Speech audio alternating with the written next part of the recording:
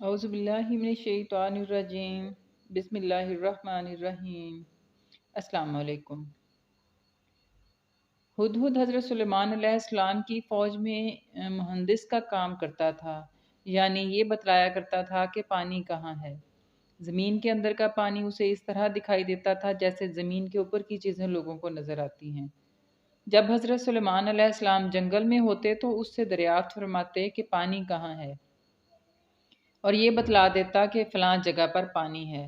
حضرت سلیمان علیہ السلام اسی وقت جنات کو حکم دیتے اور کنواں کھود لیا جاتا۔ ایک دن اسی طرح جنگل میں تھے، پرندوں کی تفتیش فرمائی تاکہ ہدہد کے ذریعے پانی کی تلاش کروائیں۔ اتفاق سے ہدہد موجود نہ تھا۔ اس پر آپ علیہ السلام نے فرمایا کہ آج ہدہد نظر نہیں آتا، کیا پرندوں میں وہ کہیں چھپ گیا ہے یا واقعی میں وہ حاضر ہی نہیں، جیسا کہ ارشاد ہوتا ہے۔ اور سلیمان نے پرندوں کا جائزہ لیا تو کہنے لگے کہ مجھے کیا ہو گیا ہے، میں ہدہد کو نہیں دیکھتا، کیا وہ کہیں غائب ہو گیا ہے؟ یقیناً اس کو سخت سزا دوں گا یا اس کو ذبح کر ڈالوں گا، یا وہ میرے روبرو کوئی معقول دلیل پیش کرے۔ ابن کثیر میں لکھا ہے کہ حضرت سلیمان علیہ السلام کے اس ہدہد کا نام عنبر تھا۔ آپ علیہ السلام نے فرمایا کہ اگر اس نے اپنی غیر حاضری کی معقول وجہ بتائی تو خیر، ورنہ اسے سخت سزا دوں گا۔ اتنے میں ہدہد آ گیا۔ پرندوں نے کہا آج تیری خیر نہیں، حضرت سلیمان علیہ السلام تیری سزا کا عہد کر چکے ہیں۔ اس نے کہا کہ یہ بتاؤ کہ ان کے الفاظ کیا تھے۔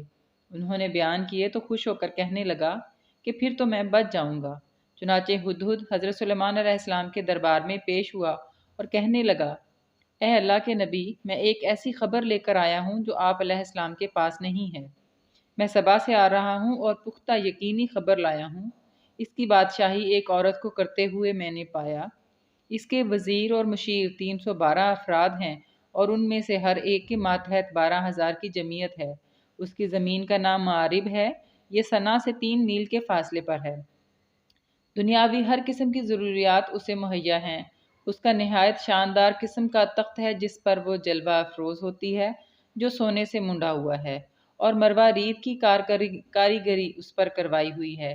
یہ 80 ہاتھ اونچا اور 40 ہاتھ چوڑا ہے، اور 600 عورتیں ہر وقت اس کی خدمت میں کمر بستہ رہتی ہیں۔ اس کا دیوان خاص جس میں یہ تخت ہے بہت بڑا محل ہے، بلند و بالا اور کشادہ ہے۔ اس کے مشرقی حصے میں 360 طاق ہیں اور اتنے ہی مغربی حصے میں بھی ہیں۔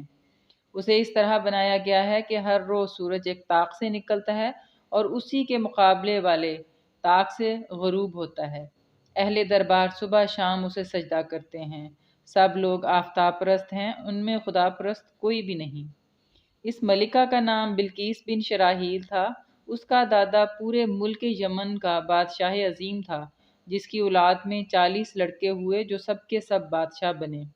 اس کے والد نے ایک جنیا عورت سے نکاح کر لیا تھا، اسی کے بطن سے بلقیس پیدا ہوئی۔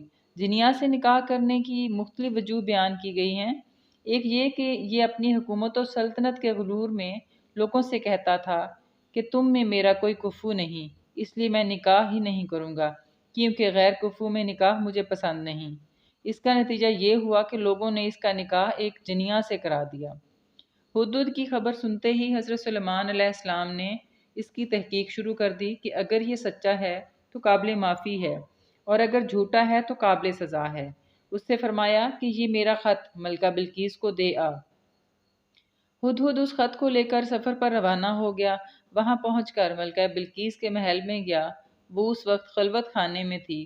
اس نے ایک طاق میں سے وہ خط اس کے سامنے رکھ دیا اور ادب کے ساتھ ایک طرف ہو گیا۔ خط کا مضمون یہ تھا، اِنَّهُ مِن سُلَيْمَانَ وَإِنَّهُ بِسْمِ اللَّهِ الرَّحْمَنِ الرَّحِيمِ اللہ تعالوا علیہ واتونی مسلمین۔ یہ خط سلیمان کی طرف سے ہے اور اس کا مضمون یہ ہے کہ شروع اللہ کے نام سے جو بے حد مہربان نہایت رحم کرنے والا ہے۔ تم لوگ میرے مقابلے میں تکبر نہ کرو اور حکم بردار ہو کر میرے پاس چلے آؤ۔ مضمون خط صرف اسی قدر تھا کہ میرے سامنے سرکشی نہ کرو، میری بات مان لو، تکبر سے کام نہ لو، موحد، مخلص اور مطیع بن کر میرے پاس چلے آؤ۔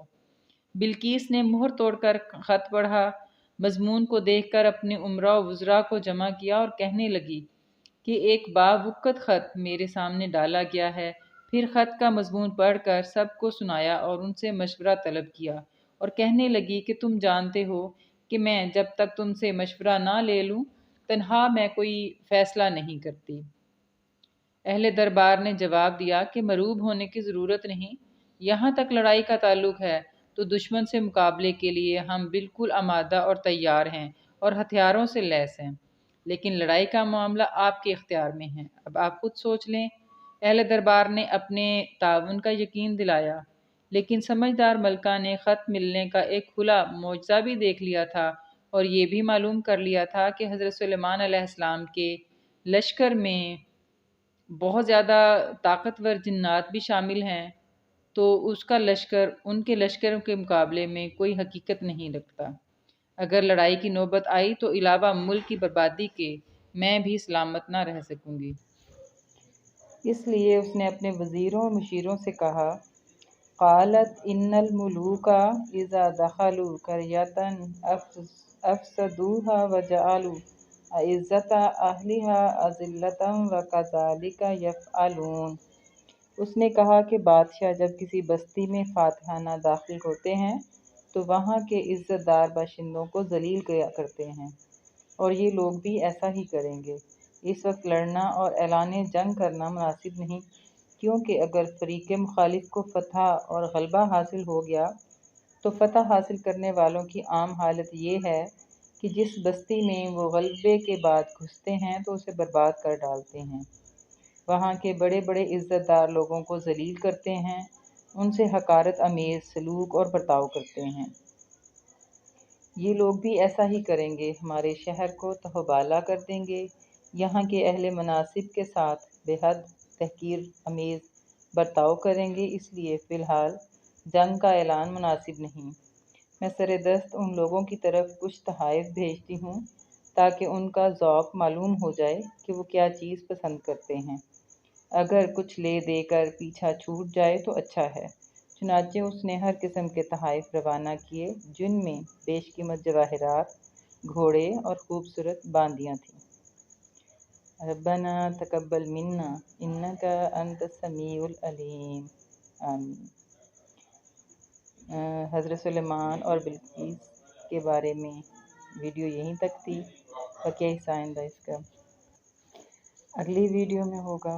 اپنا بہت سا خیال رکھیے گا، 5 وقت کی نماز ضرور پڑھتے رہیں۔ اللہ حافظ۔